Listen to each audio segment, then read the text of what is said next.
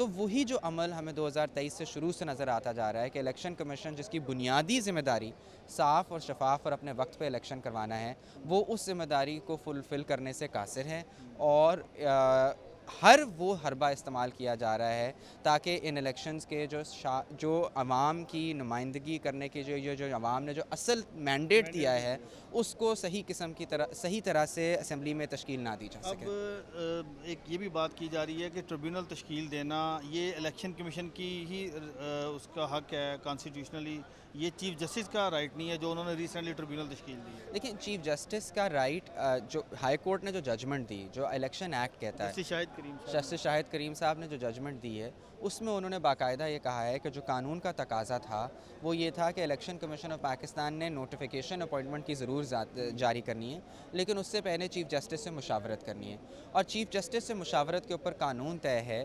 Sir, आम इंतखाबात 2024 की धांधली की तहकीकात के लिए जो ट्रिब्यूनल है ये कब से फ़ाल होंगे? चीफ जस्टिस साहब ने तो नोटिफिकेशन कर दिया है। देखिए जी, जो ट्राइब्यूनल्स 2024 के इलेक्शंस के बाद बनाए गए हैं वो तो बाकायदा फ़ाल हैं। चीफ जस्टिस साहब ने भी कल नोटिफिकेशन कर दी है। हाई कोर्ट की जजमेंट जो आई थी उसके मुताबिक नोटिफिकेशन भी इशू हो गई हैं और उनकी जो रिस्ट्रिक्शंस भी तय कर दी गई हैं। जो सबसे बड़ी रुकावट है इन ट्राइब्यूनल्स के रास्ते में वो इलेक्शन कमीशन ऑफ पाकिस्तान बज़ाते ख़ुद है। अच्छा। क्योंकि आप इस्लामाबाद में देखें, जो ट्राइब्यूनल्स नोटिफाई हुए हुए थे और उनकी पेशरफ चल रही थी उन मुकदमात की, उनको रोकने के लिए इलेक्शन कमीशन ऑफ पाकिस्तान ने जो है उनका अमल ट्रांसफ़र कर दिया उन ट्राइब्यूनल से। हालांकि इलेक्शन कमीशन ऑफ पाकिस्तान की जो कानूनी ज़िम्मेदारी है वो ये है कि ट्राइब्यूनल्स बनाए जाएं और वो ट्राइब्यूनल्स कानूनी उनका फरीज़ा है कि जितनी जल्द अज जल्द उन डिस्प्यूट से उनका फ़ैसला करें। तो ये जवाज़ बना के कि ये ट्राइब्यूनल बहुत जल्द पेशरफ्त कर रहा है, उनसे केस हटा देना तो बिल्कुल एक कानून और आइन के मुतरादिफ बात है। और आप इधर भी देखेंगे कि पहले पंजाब में जो ट्राइब्यूनल्स नॉमिनेट किए गए थे वो नहीं नोटिफाई किए गए। उनको नोटिफाई कराने के लिए हमें हाई कोर्ट से इस्तदराक, क्यों नहीं नोटिफाई किए गए थे? क्योंकि यही आप तो कह रहा हूँ कि एक तसलसल से सन 2023 से आप देखें तो इलेक्शन कमीशन ऑफ पाकिस्तान का जो किरदार रहा है, पहले सूबाई असम्बलियों के इलेक्शन ना करवाने का, पंजाब और खैबर पख्तूनख्वा की सुप्रीम कोर्ट के ऑर्डर के बावजूद उन्होंने इलेक्शन ना करवाए 90 दिन के अंदर। फिर उसके बाद जब असम्बली नेशनल असम्बली तहवील हो गई तो उसके बाद पूरे कौमी जो इलेक्शन नेशनल असम्बली के भी कराने थे उसकी में भी तारीख़ ना डाली गई। सदर से भी उन्होंने मुशावरत ना की तारीख़ डालने के लिए, जब तक कि सुप्रीम कोर्ट ने उनको मजबूर नहीं किया कि आप सदर के साथ मुशावरत करें और तारीख़ डालें, तब तक उन्होंने तारीख़ नहीं डाली।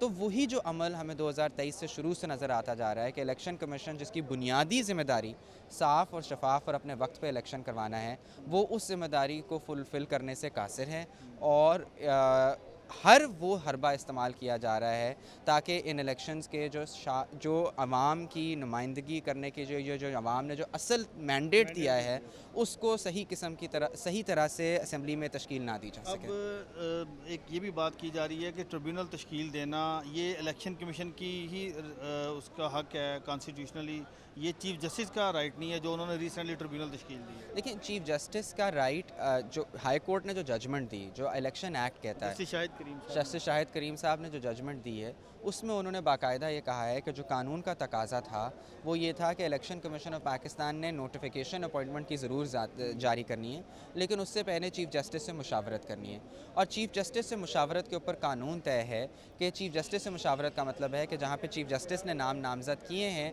वो नाम बतौर ट्राइब्यूनल अपॉइंट हो जाने चाहिए। इलेक्शन कमीशन ने बदनीयती के ज़रिए वो नाम नॉमिनेट नहीं किए, जिसकी वजह से हमें कोर्ट जाना पड़ा।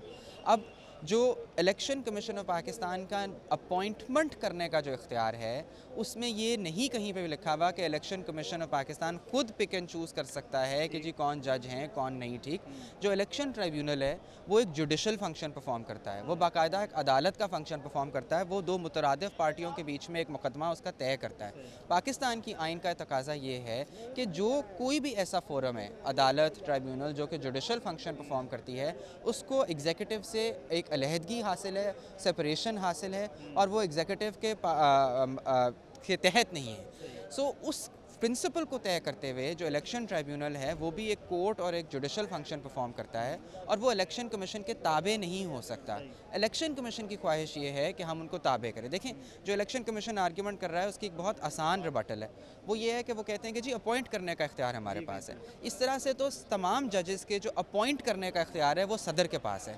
इसका मतलब ये तो नहीं है कि सदर चूज़ कर सकते हैं कि कौन जजेस लगेंगे कौन नहीं लगेंगे, वो बाकायदा जुडिशल कमीशन ऑफ पाकिस्तान और पार्लिमानी कमेटी जो है वो चूज़ करते हैं। सो अपॉइंटमेंट का जो पावर है उसका मतलब ये नहीं है कि पिकिंग एंड डिसाइडिंग की पावर भी उनके पास है, वो एक सिर्फ मिनिस्टीरियल फंक्शन है। सही है। तो अब जो रिसेंटली इलेक्शन कमीशन ने रिटायर्ड जजेस पर ट्रिब्यूनल बना दिए सदारती ऑर्डिनेंस के तहत, उसका क्या स्टेटस होगा? देखें, वो सदारती ऑर्डिनेंस एक तो ज़ेर चैलेंज है, हाई कोर्ट के अंदर भी चैलेंज हो गई हुई है, इस्लामाबाद में भी और लाहौर के अंदर भी। लेकिन वो जो ट्राइब्यूनल्स बनाए गए हैं उनका जहाँ तक पंजाब की हद तक ताल्लुक़ है, पंजाब में इलेक्शन कमीशन ने 8 या 9 ट्राइब्यूनल मांगे थे, वो 9 ट्राइब्यूनल पूरी तरह से फ़ाइल हैं, चीफ जस्टिस ने भी उनकी अपॉइंटमेंट कर दी हुई है। तो ये जो अब ट्राइब्यूनल अपॉइंट किए गए हैं ये तो बस साफ नज़र आ रहा है कि एक और अमल है ताकि कोई कन्फ्यूजन क्रिएट करने की कोशिश की जाए ताकि ट्राइब्यूनल्स फंक्शन ना करें। लेकिन हाई कोर्ट की जजमेंट के बाद जिसमें उन्होंने कह दिया कि ये जजमेंट ये ट्राइब्यूनल्स नॉमिनेट होने हैं और मुशावरती अमल फ़ाइनल हो चुका है और ये ट्राइब्यूनल्स अब नॉमिनेट हो गए हैं, तो अब जो दूसरे ट्राइब्यूनल्स नॉमिनेट किए जा रहे हैं रिपोर्टेडली उनकी कोई हैसियत नहीं होगी, आईनी कोई हैसियत नहीं उनकी नोटिफिकेशन भी इलेक्शन कमीशन ऑफ पाकिस्तान ने अपने वेबसाइट पे नहीं डाली हुई। ये तो खबरों से पता चलने के लिए है, जो आप जैसे सहाफ़ी हैं वो बता रहे हैं कि कोई नोटिफिकेशन इशू हो गई हैं, लेकिन इलेक्शन कमीशन अपनी वेबसाइट पे भी वो नोटिफिकेशन नहीं इशू कर रहा, उससे नज़र आ रहा है कि उनका क्या नियत है। वो नोटिफिकेशन ही इलीगल होगा अगर उन्होंने किया है तो? जी, वो नोटिफिकेशन इसलिए इलीगल होगा क्योंकि वो एक ऑर्डिनेंस के ज़रिए एक अमेंडमेंट लाई गई, जब इजलास उससे पहले बिल्कुल था। उस ऑर्डिनेंस को जारी करने के लिए कुछ आइनी तकाज़े होते हैं, वो आइनी तकाज़े पूरे नहीं हुए हुए, तो इसलिए ऑर्डिनेंस भी गैर कानूनी गैर आइनी है और उस ऑर्डिनेंस के तहत तकर्रुर करदा जजेस भी गैर आइनी है। रिसेंटली हमने देखा कि सुप्रीम कोर्ट के 3 लाहौर हाई कोर्ट और सिंध हाई कोर्ट के मजमूई तौर पर 3 जजेस को सुप्रीम कोर्ट में एलिवेट किया जा रहा है। जी, तो कल इजलास बुला लिया गया है, इतलात ये थी कि ईद के बाद इजलास होगा पार्लिमानी कमेटी का, क्या जी। लगता है क्या वजह है? देखें, ये बात तो मुस्बत है कि सुप्रीम कोर्ट ऑफ पाकिस्तान के अंदर 3 वैकेंसीज़ थी, उन 3 वैकेंसीज़ को फुलफ़िल करना चाहिए। इसी तरह हाई कोर्ट के अंदर भी काफ़ी सारी वैकेंसीज़ हैं, उन वैकेंसीज़ को फुलफ़िल करना चाहिए। लेकिन जो प्रोसीजर उनके लिए अप्लाई किया जाना चाहिए वो साफ़ और शफाफ होना चाहिए। अब जो पार्लिमानी कमेटी का इजलास पहले बुला दिया गया है, इसके पीछे यही नज़र आता है कि कोशिश की जा रही है कि chief justice Lahore high court को जितनी जल्दी हो सके सुप्रीम कोर्ट में अपॉइंट किया जाए। देखें, वजह मेरा ख्याल है आप सब तमाम पब्लिक जानती है कि क्या वजह है।